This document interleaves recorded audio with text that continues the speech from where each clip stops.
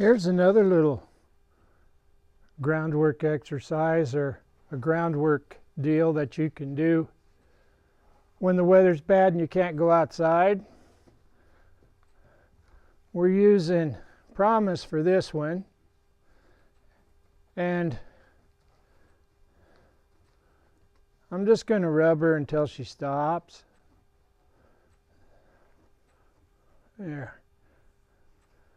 Make sure you can do this every day. Rub them until they stop. Let them be relaxed. Well, what we're going to do is I'm going to work on Promise reading my intentions. And what that means is basically you think before you do. And the same thing can mean a lot of things if you're thinking the right way. And this is how horses talk to each other, in my opinion. Mom goes right, baby goes right. Bell mare goes right, they all go right. It's just reading your intentions. So the first thing that we're going to do is this stick is going to be my legs. I'm not going to pull her. I'm just going to have her go around me. I'm going to tap her in the belly, just like I would if I was riding. Legs mean forward. Now I'm going to change my mind to stop. I'm going to touch her with this. You didn't see that probably, so we'll go over here. We'll try again. Forward. I want her to go forward off my leg. There. She's not allowed to stop unless I ask her to. Now I'm going to change my mind to stop. And I'm going to reinforce that thought with the same thing that made her go.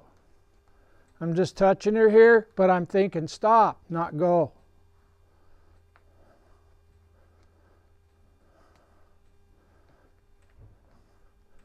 There. And I'm going to pet her, push her shoulder away. We'll ask her again.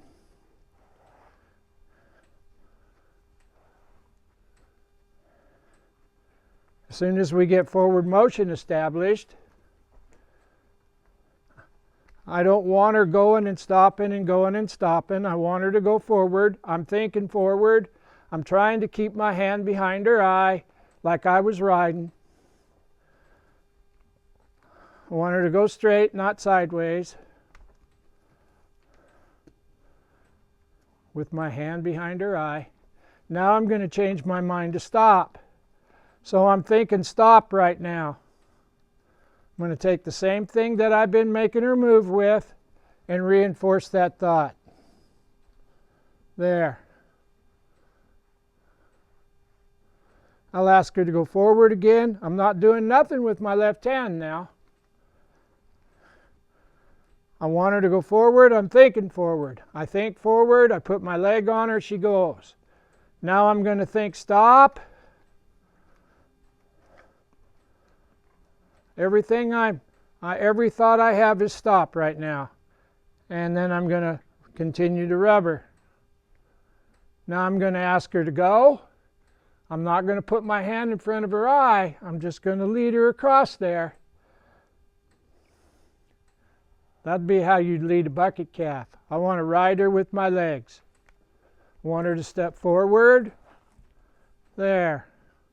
Keep my hand behind her eye. When the circle's established, I'm going to change my mind to stop, and I'm going to touch her until she stops. Then I'm going to pet her good and proper. We'll try this other side.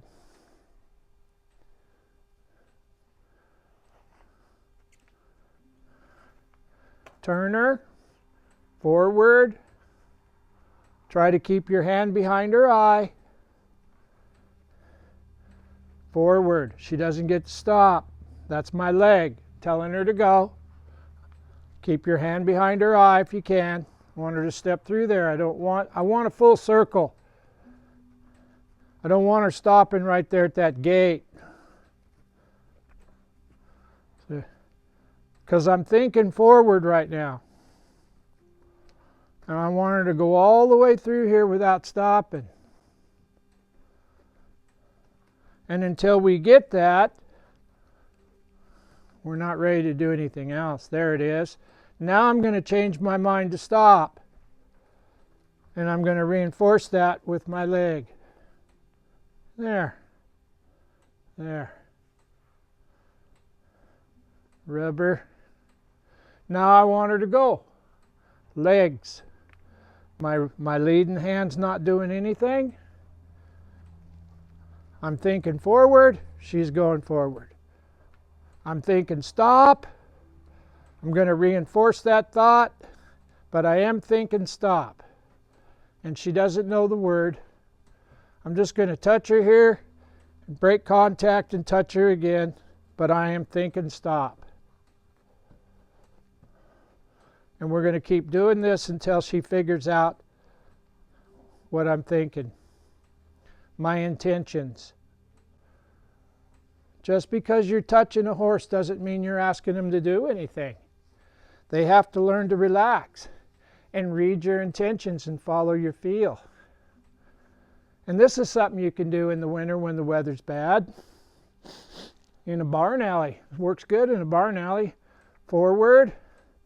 I'm tapping her where my feet would go. We're letting that circle get established.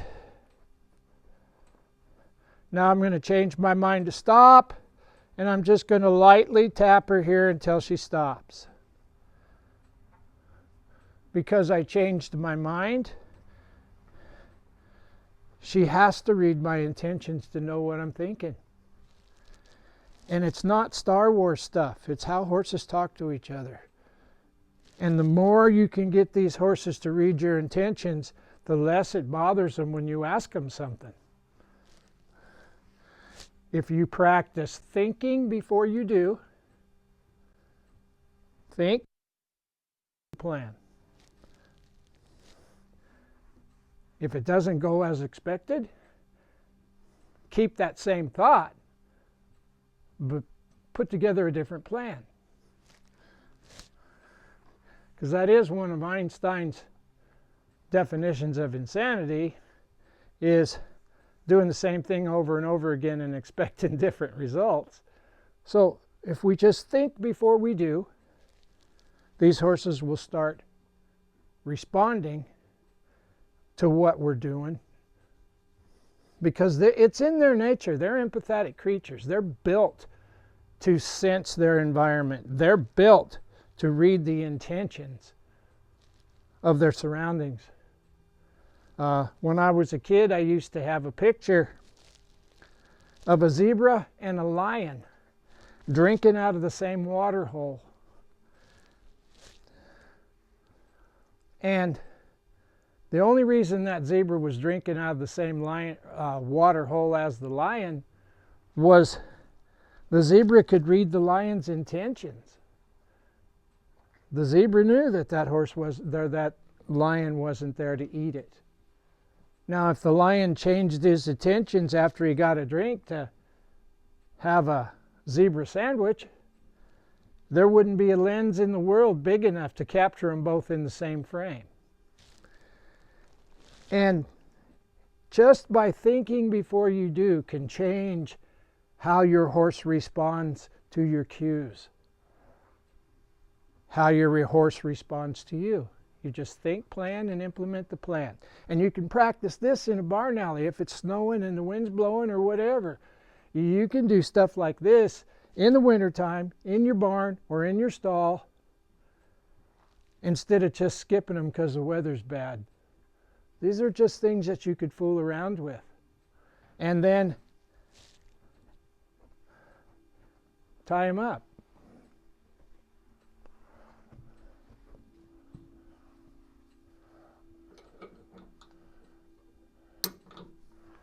Every stall out here has a tie ring in it.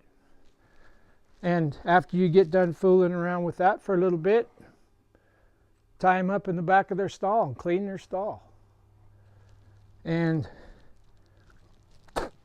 just don't ignore them. Most people that have this depression that they can't work with their horses. In the wintertime when the weather's bad, they're trying to go ride and slide and spin both ways. Well, maybe you can't if you don't have an indoor. But you can definitely work on communication and spending time with them. Get them to follow a feel and read your intentions. I've got several videos on YouTube about things you could do working with your horse in the wintertime in a stall or a barn alley. Just thought. If you're getting anything out of these videos and you're watching them on YouTube, I would really appreciate it if you would subscribe to my YouTube channel, Equine Kindergarten, and hit like and share, please. If you're watching these videos on Facebook, then follow me on Facebook, Butch Mowdy, and hit like and share. That really, really means a lot, and I appreciate the support. I do have a subscription channel on my Facebook page, and I put 1 or 2 videos a month on there that I don't post anywhere else. And if you want to watch those videos, it'll cost you $2.99 a month. If that's something you're interested in, just subscribe. If you don't want to subscribe, most of my videos are on my YouTube channel, Equine Kindergarten, or my Facebook page, Butch Mowdy. And hit like and share. I really appreciate the support. Without you guys, I'd just be kind of lost, because I'm trying to give back what was given to me. And I'm 71 years old, and I imagine I got less time now than I had when I started. Anyway, enjoy your horse. Bye.